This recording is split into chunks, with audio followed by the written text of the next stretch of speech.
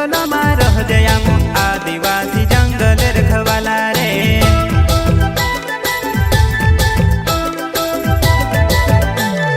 चल जंगल जमीन काज पूजे रे आदिवासी दुनिया ने रखवाला रे।